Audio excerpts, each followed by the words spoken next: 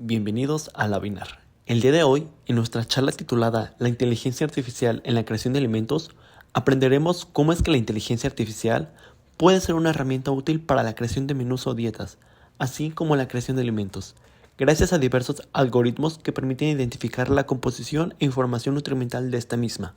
Acompáñanos. Daniel Hernández Mota, él es científico de datos especializados en inteligencia artificial y aprendizaje automático.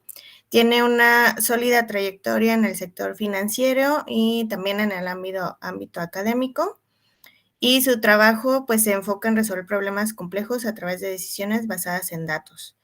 Es fanático de hacer diversas y variadas actividades. Y bueno, actualmente trabaja en BBVA Bancomer como científicos de datos expertos. Y pues el día de hoy nos complace con su charla, ¿sí? Y nos va a compartir pues todo su expertise el día de hoy, así que esperemos que sea de mucho provecho para todos ustedes y muchas gracias, Daniel. Adelante. Muchas gracias. Bueno, primero que nada, agradecer a Lavinar por abrir este espacio y pues poder platicar de este tipo de temas que son tan interesantes, ¿no? Pues bueno, también muchas gracias por la introducción y sin más que decir, pues vamos de lleno a la presentación como tal. Entonces, pues bienvenidos a todos a esta charla de la inteligencia artificial en la creación de alimentos. Bueno, entonces, yo quise titular a esta plática, esta charla, esta presentación, cuando la inteligencia artificial conoce la comida. ¿Por qué? Porque como tal vamos a ver qué onda con el mundo de la inteligencia artificial y cómo podemos integrar distintas perspectivas para poder hacer cosas en aplicaciones que pues tienen o pueden tener cierto impacto en el día a día, ¿no? Lo común que es lo que hacemos todos los días, comemos, ¿no? Es algo que no podemos quitar de nuestra vida y lo hacemos, no sé, de 3 a 5 veces al día incluso. Entonces, pues es algo muy aterrizado hacia nosotros. Entonces, queríamos ver cómo pudiéramos incorporar esto desde una perspectiva un poco basada en datos. Este proyecto es un proyecto de investigación del ITESO y surge a través del Fondo de Apoyo en Investigación, un FAI, que nos financió este proyecto como tal. También una institución adicional que nos ayudó pues con un poco más de financiamiento fue el COECITJAL. Y pues bueno, muchas gracias a todas estas instituciones que lograron pues levantar los cimientos para este inicio de proyecto.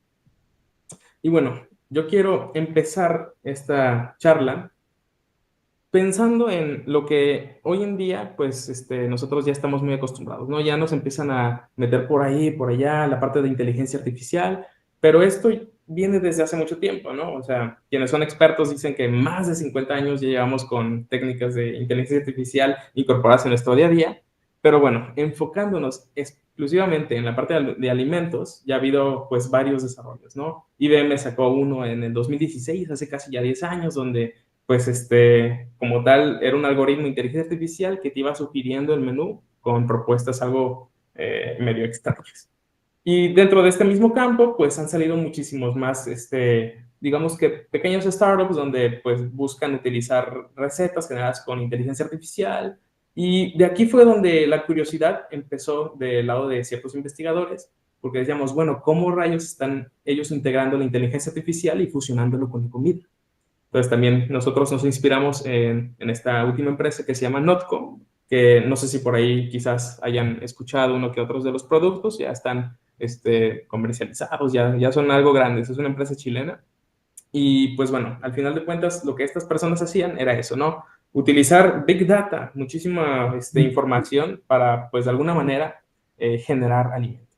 Entonces nosotros nos preguntamos, ¿cómo lo harían? ¿Qué están haciendo? ¿Qué está pasando por detrás de bambalinas? Y fue de esta manera que, unidos ciertos ingenieros en alimentos con científicos de datos, logramos pues desarrollar este proyecto. Pero bueno, esto desde un punto de vista de comida, ¿no? Todo el mundo, bueno, quizás no estamos tan acostumbrados a ver nosotros esto, pero lo que sí estamos acostumbrados hoy en día es usar ChatGPT.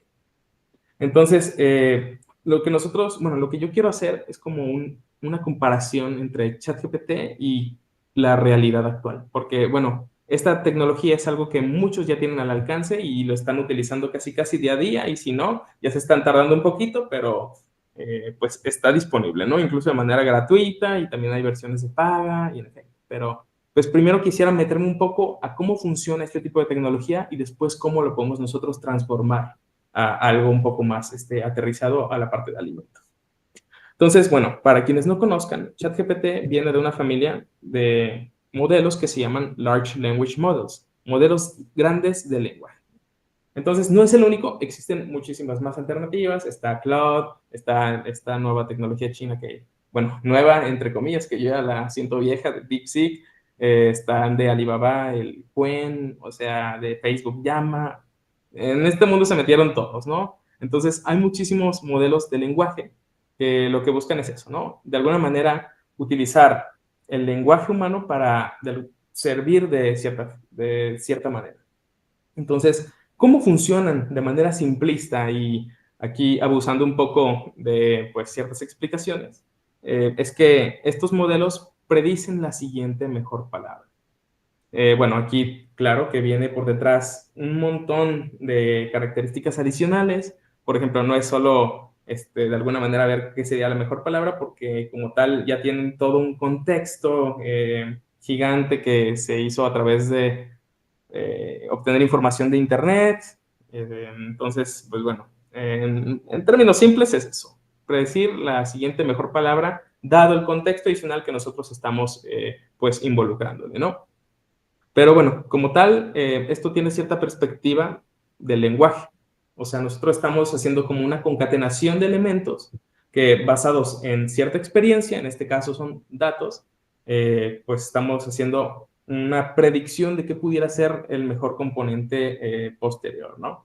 Entonces, por ejemplo, aquí hay un ejemplo muy aterrizado. Un alimento se compone de distintas y tiene distintas opciones. Cada opción tiene un peso característico que pues al final se elige de manera aleatoria. Ahí existe un parámetro que se llama temperatura que de ciertos desarrolladores pueden modificar, y esta modificación pues te permite ir completando palabra a palabra pues la oración completa, ¿no?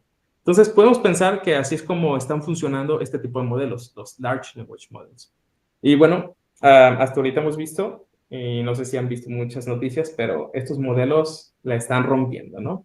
O sea, están ganándole a los humanos en, pues, exámenes de distintos índoles, ¿no?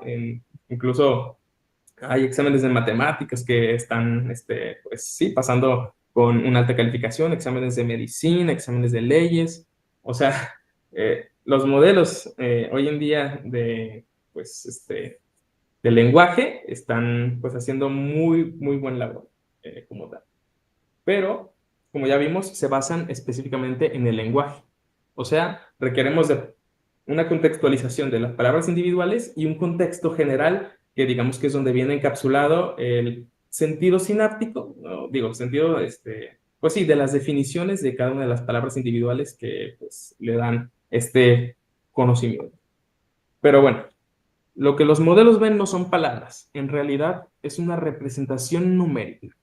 Esta representación numérica se basa pues en esto que le estábamos diciendo, ¿no? Tanto el contexto como la palabra individual, y se juntan de alguna manera. Para quienes también les gustaría investigar un poco más de esto, es un mecanismo que se llama atención, que utiliza redes neuronales por detrás, específicamente una arquitectura que se llama Transformers, pero no nos vamos a meter mucho en esto. Lo importante es que la computadora como tal no ve palabras, sino que de alguna manera esas palabras se proyectan a una lista de valores, y en este caso específico, pues pues lo estamos viendo aquí, ¿no? Como tal, una palabra o una frase completa se puede representar de esta manera que para nosotros humanos ya deja de tener cierto sentido, pero pues para la máquina, en este caso los modelos de inteligencia artificial, esa es como su manera de procesar información. Entonces, primero digamos que se codifica y después se decodifica. Y ahí es cuando podemos reobtener el texto y entender pues más o menos lo que está sacando el modelo. Pero por ahí va la intuición general. Entonces, pues bueno, la parte bonita de los modelos de lenguaje es que son muy buenos para hacer cosas de lenguaje, ¿no? Entonces, bueno, ¿a qué me refiero con cosas de lenguaje? Por ejemplo, escribir, ¿no? Hacer resúmenes. Después de los resúmenes, quizás contestar alguna pregunta basada en la información de esos resúmenes. O sea, como tal, la parte del lenguaje viene muy natural porque pues estamos utilizando palabras. Y de ahí, pues empiezan a salir ciertas vertientes, ¿no? ¿Ok? ¿Qué también hacemos como escritura? Pues el código. Y entonces empiezan como a, pues, o sea, le estamos dando un corpus de código a estos modelos para que aprendan y también empiezan a aprender a hacer aprenden a hacer código como tal. Y ya muchos dicen de que, ay, los desarrolladores van a perder su trabajo. Bueno, ahí hay ciertos temas, no es el caso específico de esto, pero también empezamos a poder extrapolar un poquito. ¿Qué cosas también más podemos como que extrapolar? Bueno, quizás un poco la parte de las matemáticas, cuando estamos teniendo la parte algebraica, ahí también eso lo escribimos, entonces como que ya se está juntando el lenguaje con la escritura y por eso pues algunos modelos se están yendo más a la parte de resolver problemas matemáticos para pues sí, ver este tipo de cuestiones. Entonces, como tal, el lenguaje deja de ser algo encasillado porque, si se dan cuenta, casi podemos representar todo a través del lenguaje. Entonces, simplemente la comunicación que hacemos, pues, de esa manera, podemos llevar al modelo a intentar que le replique y, por lo tanto, pues, resolver algún problema que nosotros tengamos. El problema de este tipo de cosas es que cuando ya lo queremos poner a como utilizar, hacer cierto tipo de actividades que son distintas, por ejemplo, actividades específicas de alimentos, como generar un nuevo alimento, pues se queda muy corto, ¿no? Porque el lenguaje no le es suficiente como para poder desarrollar de manera específica, pues un nuevo producto alimenticio, ¿no? Podemos pensar que para desarrollar un producto, pues necesitamos conocer las propiedades nutricionales de cada uno de los productos que nosotros, ingredientes que estemos integrando, conocer distintas características, que si bien lo podemos tener pues bien plasmado desde una perspectiva un poco más científica o incluso de experiencia, pero quizás eso no se está captando de manera tan concreta al desarrollar o al intentar integrarlo desde una perspectiva de lenguaje. Claro, existen recetas, pero, bueno, recetas de cocina que al final de cuentas, pues, las pudieras intentar meter al modelo, pero va a carecer de este contexto adicional. Y entonces, bueno, para solventar este tipo de cosas, pues nosotros podemos mejorar las capacidades, ¿no? Entonces, ¿cómo mejoramos estas capacidades? Pues nosotros le damos el contexto. Si lo carece, ¿por qué no nosotros agarrar una pieza de que, mira, tengo esta base de datos que me dice los alimentos que tengo y cada uno con sus propiedades nutricionales y se lo empezamos a dar, ¿no? Entonces, este tipo de técnicas pueden ayudarle un poco más a intentar procesar esta información, pero de todas maneras, recordamos que se basa en la parte del lenguaje específicamente. Entonces, pues ahí va a haber cierto tema y pues vamos a empezar a encontrarnos con muchas limitaciones. Por ejemplo, voy a empezar a alucinar, que es un tema que ahorita se está viendo mucho con los modelos de lenguaje que estamos poniendo en producción en distintos lugares, donde empiezan a inventar información, ¿no? Y entre comillas inventar, porque como tal, lo único que hacen, recordemos, es predecir la siguiente mejor palabra adecuada al contexto que le estamos nosotros dando, pero esa palabra viene elegida de manera aleatoria de un vocabulario súper extenso, ¿no? Entonces, pues bueno, puede que se vaya por un caminito aleatorio que tiene mayor probabilidad, pero que al final de cuentas no tiene tanto sentido, ¿no? Y ahí empezamos a tener problemas de que, oye, el modelo de lenguaje me dijo esto, pero no es cierto, y ya hicimos algo con esto, ¿qué hacemos, no? O sea, como que empezamos a ver limitaciones, tanto desde una perspectiva del uso diario de estos lenguajes, como también en el aprovechamiento de información. Quizás la tabla que le dimos no le está leyendo tan bien, porque pues también tiene que interpretar el formato, y pues bueno, se empiezan a hacer varias complicaciones, que pues al final de cuentas vienen como varias capas de abstracción, y pues al final de cuentas, quizás este tipo de tecnología no sea la mejor como para solucionar ciertos problemas. Digo, es una super tecnología, pero pues quizás debemos de voltear a ver otro tipo de técnicas que ya hemos estado desarrollando, ¿no?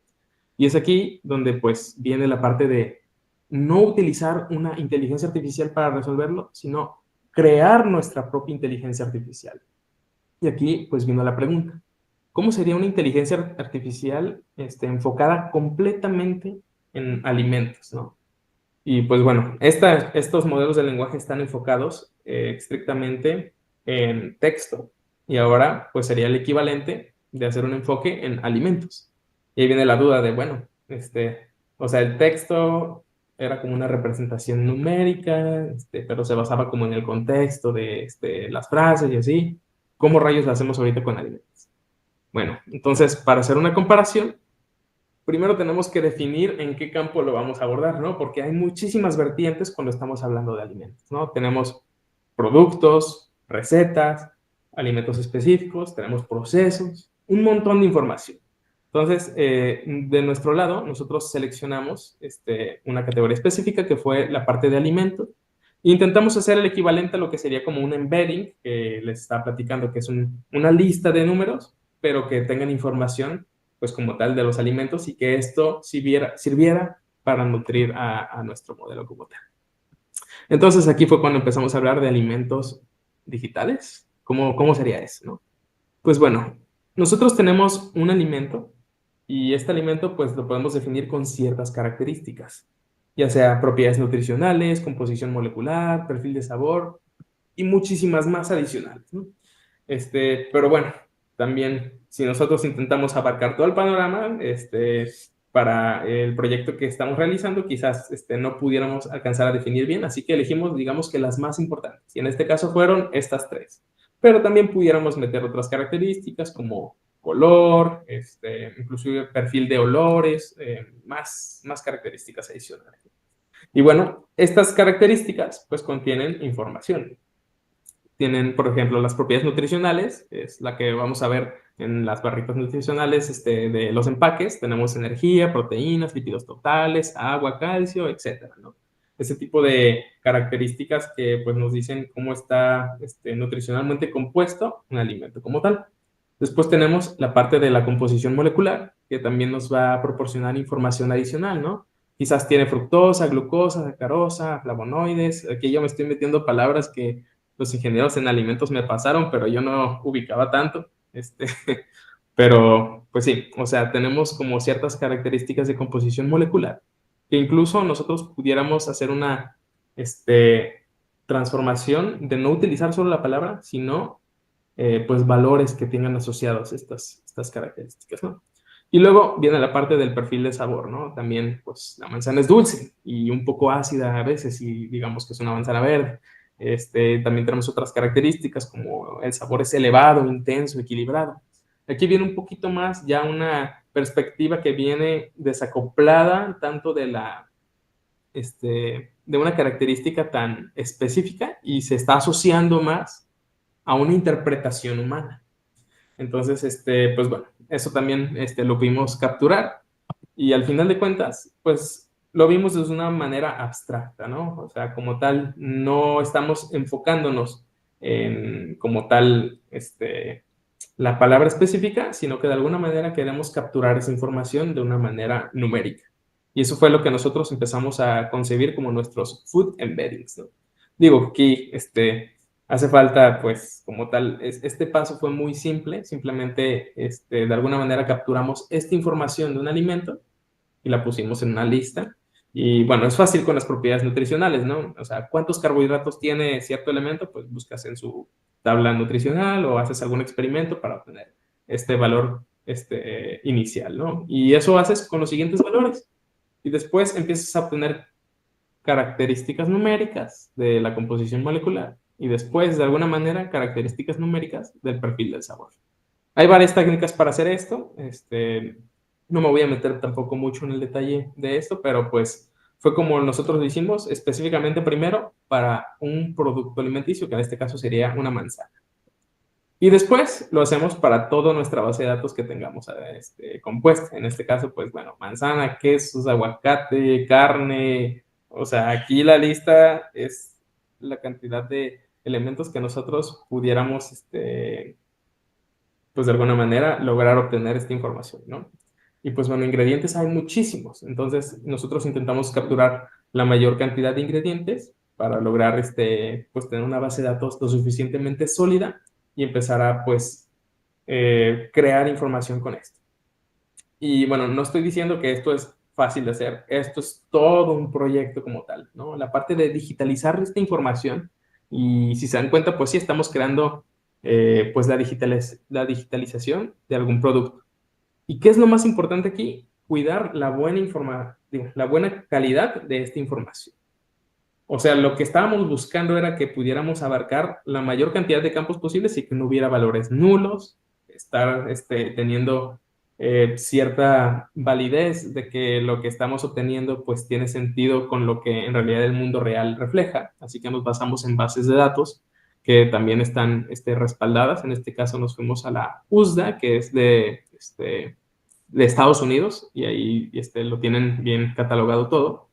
Y pues empezamos a hacer como este tipo de comparaciones, pues para al final de cuentas asegurarnos que la información que estamos digitalizando de cada ingrediente iba a ser pues de buena calidad, ¿no? Y en esto nos tardamos muchísimo. Esto no es algo sencillo y requiere muchísimos esfuerzos, tanto de inversión de tiempo, tecnología y pues dinero, ¿no? Entonces, pues sí, fue todo un proyecto, pero una vez que ya logramos consolidar esta parte de la información, ya fue cuando empezamos a tener una oportunidad para poder empezar a crear la inteligencia artificial. O sea, esta información que digamos que estaba primero desestructurada en cada uno de los alimentos, la fuimos centralizando en algún lugar. Y esta información ahora se volvió estructurada. Y cuando tenemos esta estructura, ahora la estructura nos lleva a poder hacer ciertas oportunidades, ¿no? Y es cuando ya nosotros empezamos a generar nuestra inteligencia artificial. Aquí vale la pena volver a aclarar que siempre la inteligencia artificial, como la estamos viendo hoy en día, va a aprender de los datos. En el caso específico de ChatGPT, esa ya aprendió, ¿no? Esa ya le dieron toda la información que requería aprender, y lo que nosotros usamos como consumidores es la inferencia, o simplemente le estamos preguntando de lo que aprendió, que nos dé la respuesta. Entonces, el primer paso es eso, de cómo hacer que aprenda de toda esta información. Y pues bueno, es todo un tema, pero como tal, aquí lo que quiero que se lleven es eso, ¿no? De que la inteligencia artificial aprende los datos, y dependiendo de la calidad de los datos que tú le des, va a ser equivalente a la calidad del modelo pues que estamos obteniendo como tal. Entonces, ¿qué fue lo que hicimos aquí en este proyecto de investigación? Nosotros le enseñamos cuáles dos productos son similares entre sí. O sea, nosotros llegamos con un producto A y un producto B y le preguntamos al modelo, ¿son similares el producto A y el producto B? Dime si sí o si no. Entonces, para esto nosotros le tuvimos que enseñar primero que dos productos fueran similares. Y entonces nos basamos en ciertas cosas que en el mercado ya están pues estandarizados, ¿no? Que si bien cierta similitud no es lo más similar posible, pues esto fue lo que nosotros le enseñamos. Por ejemplo, basándonos específicamente en leche. Nosotros tenemos pues la leche que proviene de la vaca, y después tenemos la leche que proviene, digamos, de origen vegetal, ¿no? Que sería la leche de almendra, la leche de coco. Entonces, nosotros lo que tuvimos que hacer fue, digamos que una homologación de estas leches, de que, mira, ¿sabes qué? Yo te voy a dar leche de vaca y te voy a dar leche de almendra, y te voy a decir que son iguales. O sea, bueno, son similares. Entonces, esto fue como serie de pares de productos que le empezamos a otorgar al modelo para que pudiera identificar cuáles sí son similares, y también le dimos otros productos que no eran similares entre sí, por ejemplo, la misma leche con la carne, ¿no? O sea, eso como tal no son similares, y por lo tanto es como más trivial poder obtenérselos, ¿no? Pero sí, o sea, también tenemos esta cuestión de que hay cierta carne que ya está generada pues desde una perspectiva vegana, ¿no? O sea, no hay nada de, valga la redundancia, de carne en ese producto, y también le enseñamos de que, mira, estos dos productos son similares. ¿Por qué? Porque la sociedad ahorita lo aceptó así. Y de esta manera, pues empezamos a juntar muchísimos productos y empezar a hacer esas comparaciones de cuáles eran similares entre sí y cuáles eran distintos. Entonces, aquí fue como empezamos nosotros a crear una base de datos adicional a la que ya teníamos, donde estábamos juntando una lista de ingredientes que estaban asociadas a un producto, y hacíamos la comparación entre dos productos para lograr, pues, enseñarle al modelo de que estos dos son iguales, estos dos son distintos, estos dos son iguales, estos dos son distintos. Y así, así fue como prácticamente le enseñamos. Y bueno, esto ya es un proceso que entra dentro del campo de la inteligencia artificial, que se llama aprendizaje supervisado. O sea, que tú le das, digamos que la respuesta al modelo, o sea, le estamos diciendo cuáles son similares, y también le das la información de cuáles son las características de cada uno de los productos para que logre hacer esta discernización y al final de cuentas puede hacer una clasificación de que es similar o no es similar. Prácticamente un verdadero, un falso, un 1, un 0, un sí, un no. Y bueno, para esto, pues se requiere un científico de datos, que yo me aventé esta parte de generar esta variable de respuesta, poder proporcionarle la información al modelo y pues de esta manera tener algo pues que ya sirviera como para poder dar este salto como tal. Entonces, pues bueno, ¿cómo funciona esta inteligencia artificial? Nosotros le entregamos el producto X y el producto Y. O sea, el producto X, por ejemplo, aquí está basado en espárragos, sal y agua. Y después es una comparación del producto Y, que se basa en frijoles, zanahoria, maíz, frijoles, bueno, sí, frijoles verdes y chícharos. Y entonces, con esta información, detrás de cada una de estas palabras viene este vector que les había platicado, el vector numérico, donde hacemos donde tienen las características, por ejemplo, si nosotros vemos el espárrago, por detrás sería todas las propiedades nutricionales del espárrago, todo el perfil de sabor del espárrago y todo, pues, la composición molecular del mismo. Y lo mismo de la sal y el agua, las combinamos y de esta manera después la comparamos con el producto Y. Para los frijoles, zanahoria, y así en todo esto, porque el modelo ya aprendió y ahora puede hacer una inferencia. Y al hacer una inferencia, pues ya te da un score que va desde el 0 hasta el 1, donde si es 1, quiere decir que sí son similares, y si es 0, quiere decir que pues no son similares como tal. En este caso nos dio 0.54, que ahí podríamos decir, como que está a la mitad. Entonces lo que nosotros le pedimos al modelo fue también que nos explicara por porcentajes a qué se refería con esta similitud. Entonces, por ejemplo, digo, no le hagamos caso a todas estas características que tiene que ver, pues, por qué piensa que son más similares, sino a esta parte de los porcentajes, ¿no?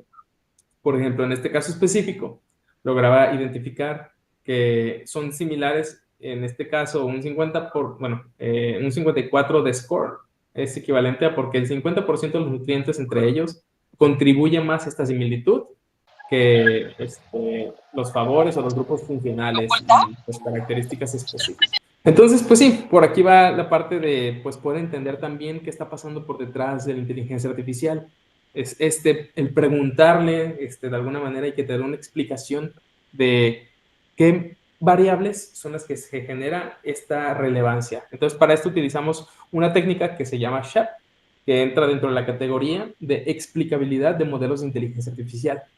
Y esto es súper relevante porque en un contexto donde nosotros vayamos a hacer un modelo desde una perspectiva productiva, que de alguna manera también va a tomar predicciones o va a ser pues sí, tomar decisiones en la vida real, tenemos que saber interpretar estas decisiones. Entonces,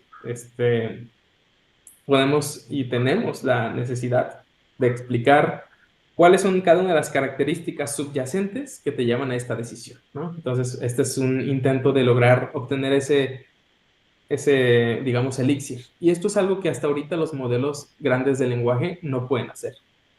O sea, tú no le puedes preguntar a ChatGPT por qué te dio cierto resultado. Y digo, claro que sí le puedes literal preguntar eso, ¿no? ¿Por qué llegaste a este resultado? Pero la siguiente cadena de caracteres que te genere no necesariamente va a ser la respuesta que tú estés buscando. O sea, simplemente va a intentar autocompletar de la mejor manera posible, que tal vez te convenzca que sí es, pero en realidad puede haber tomado toda otra ruta alterna, ¿no? Entonces, ahí hay cierto tema de confianza respecto a los modelos grandes de lenguaje, pero si ya te empiezas a desapegar un poco de eso y tú empiezas a crear tus propias tecnologías, puedes hacer ese tipo de incorporaciones dentro de su proyecto y puedes intentar pues ver cómo funciona. Entonces, para esto yo les tengo aquí el modelo lo tengo aquí cargado en mi compu y puedo hacer predicciones en tiempo real. Digo, no es el mejor modelo, apenas o sea, este modelo fue como digamos una prueba de concepto, ¿no? Pero pues ya empezamos a evaluar cómo funciona, ¿no? Esto también es súper relevante. Entonces, lo que nosotros alcanzamos a ver es que el modelo tenía digamos que una métrica bastante buena para ciertos productos que tenían un porcentaje alto. O sea, sin entender esta gráfica tanto y no metiéndonos a ver esos valores como tal, lo que pudimos apreciar es que para los productos que sí decía que eran similares, usualmente la proporción de similitud entre esos productos era casi del 100%. O sea, que cuando te dice que sí es similar un producto, o sea, el valor se acerca mucho a 1, puedes tener la confianza de que dos productos como tal van a ser similares entre sí, y eso pues tiene mucho valor. Y fue como nosotros empezamos a, pues, experimentar, ¿no? Entonces, lo que nosotros hicimos fue dentro de nuestro nuevo algoritmo, pusimos una capa adicional de algoritmos genéticos que prácticamente, y ahorita vamos a entender un poco más cómo funcionaba ese concepto, viendo esta demostración del modelo, pero era intentar desarrollar un nuevo producto con productos que ya nosotros teníamos delimitados. Y para eso me voy a mover un poquito al modelo como tal. Aquí está. Entonces, este es el modelo que nosotros desarrollamos, ¿no? Como tal, aquí tenemos producto X y producto Y, y nosotros podemos elegir de una lista de ingredientes todos los, pues sí, como tal, ingredientes que queramos, comparar del producto X con el producto Y. Entonces, lo que nosotros podemos hacer es delimitar el valor que nosotros queramos. Por ejemplo, aquí pudiéramos nosotros definir un ingrediente específico, en este caso puede ser la leche, y después hacer comparaciones desde una perspectiva manual. O sea, ¿cómo se va a comparar la leche con todo esto, ¿no? Que son un montón de ingredientes distintos. Entonces, tú le das como que clic y va a calcular el modelo tu score asociado. Entonces, mira, aquí recordamos que 1 quiere decir que sí es similar y 0 quiere decir que no. Aquí es 0.04, o sea, claro que todas estas cosas juntas no van a tener las características similares a la leche, pero aquí es donde vimos el área de oportunidad de que, bueno, ¿cómo pudiéramos automatizar este proceso para que nosotros no estemos manualmente metiendo cada uno de los valores, sino que se haga de manera, pues sí, con inteligencia, ¿no? O sea, ya tenemos este modelo que identifica de manera fidedigna cómo, pues, si dos productos son similares entre sí. Queremos generar un producto similar a la leche. Entonces, nosotros tenemos todo un espacio de búsqueda, que son todos los ingredientes. ¿Cómo le podemos hacer ahora para que, pues, de la manera inteligente, pues, decida qué ingredientes tomar, ¿no? Entonces, aquí fue donde nosotros creamos un algoritmo genético, que prácticamente, y tampoco para meterme en detalles muy técnicos, lo que hace es de que, bueno, yo primero genero una lista aleatoria de productos y evalúo, pues, cuál es el score del modelo, ¿no? Y va a ser eso con muchísimas listas aleatorias. Primero, no van a tener sentido, pero va a haber ciertas listas que tienen un valor de score del modelo mucho más alto que otros. Y entonces ahora se va a basar en estas nuevas listas para poner, quitar ingredientes, porque ya vimos que hay ciertos más asociados que tienen un mejor score. Iterar, iterar, iterar, y lo dejas corriendo, que vaya pensando y que vaya de manera automática agregando nuevos productos, cada vez te vayan mejorando el score del modelo. Y tú ya como tal te puedes ir a dormir, te vas a tomar tu siesta, dejas el modelo operando y lo puedes dejar operar durante muchísimo tiempo, y ya después de mucho tiempo vas a tener nuevas, digamos que productos o una lista de ingredientes como tal que te va a tener con cierta confianza. Mira, hasta ahorita vamos creciendo, ¿no? Eh, Antes era 0.04, ahorita es 0.15, y vamos a tener cada vez más confianza entre las características que vayamos teniendo. Entonces, este fue el proyecto que nosotros creamos y al final desarrollamos una leche. Aquí, tristemente, no les puedo poner los ingredientes que tenía, pero estaba bien rara, ¿no? O sea, ahí voy a mencionar algunos, tenía como parte de pescado y así. Y cuando la probabas, digo, no sabía completamente a leche porque nos dio un score de 0.8, pero sí sabía muy similar, ¿no? O sea, sí pudiera entrar como un sustituto. Y pues en este caso ya no venía como tal de las glándulas mamarias de pues algún animal, sino que ahora venía de la combinación de muchos otros elementos, ¿no? Y pues sí, este fue como, digamos que la prueba de concepto mínima que utilizamos como para pues llegar a hacer el desarrollo del proyecto y empezar a proponer nuevos productos. Y la verdad, esto ahorra el proceso de desarrollo para los ingenieros en alimentos de saber qué proponer, cómo y cómo proponerlo de manera drástica. Entonces, ahora como tal, el único inconveniente de esta metodología es que no te vienen los porcentajes, ¿no? Por ejemplo, aquí estamos comparando la leche con estas 4 características adicionales de otro producto, pero no te estamos diciendo qué tanta azúcar, qué tanto ajo, qué tanta harina, qué tanta crema, qué tanto mantequilla de leche y qué tanto, no sé qué es el polo atlántico, pero qué tanto de eso, ¿no? Entonces, como tal, esa era la labor conjunto de los ingenieros en alimentos, meterse en este loop, como tal, lograr de alguna manera, pues sí, determinar ellos los porcentajes asociados, qué tanto de cada producto hacía sentido, y de esta manera, pues lograr hacer una replicación más fidedigna y posteriormente hacer pruebas al público y también pruebas de que sí cumple con las características y requerimientos nutricionales como tal. Entonces, eso fue el algoritmo que nosotros creamos y hasta ahorita como prueba inicial salió muy bien, ¿no? Entonces ahí tenemos ciertos productos que nosotros pudiéramos definir y dejar quietos e iterar en otros para lograr hacer como tal la nueva creación de alimentos. Y digo, uno se podría pensar de que, ay, es inteligencia artificial. O sea, sí, pero en realidad nos estamos basando en productos, o sea, los productos que generamos no son artificiales, ¿no? O sea, están creados con ingredientes, pues, que provienen de la naturaleza. Valga decir que no todo lo natural es bueno ni malo, pero pues ahí hay un temita respecto a eso. Pero lo que quiero ilustrar es que como tal, sí, estamos generando alimentos desde una perspectiva, con inteligencia artificial, pero no quiere decir que los alimentos sean artificiales, ¿no? O sea, se usan ingredientes reales. Y esto es apenas, o sea, este fue el inicio, ¿no? Fue el producto mínimo viable. Y de aquí para arriba, o sea, ¿qué falta hacer? Mejorar la calidad de los datos, estructurarlos mejor. Ahorita hicimos una comparación de muy poquitos productos, es incrementarle muchísimos más pares de productos para que el modelo pueda aprender de toda esta información y pues sea más fácil que, o sea, tener una mejor confianza de lo fidedigno que es lo que es similar y lo que no. Y pues incluir este tipo de técnicas para mejorar incluso los algoritmos genéticos, ¿no? Entonces, ¿cuál es el punto clave? Es que digitalizar los alimentos en este caso es clave. Pero yo quiero que se abstraigan esto y no solo se vayan a la parte de alimentos, ¿no? O sea, hay un montón de información que se puede capturar y resolver distintos problemas. Nosotros lo enfocamos en alimentos, pero hay muchísimos otros campos que también se puede hacer de la manera correcta. Solo hay que ver la manera correcta de digitalizar.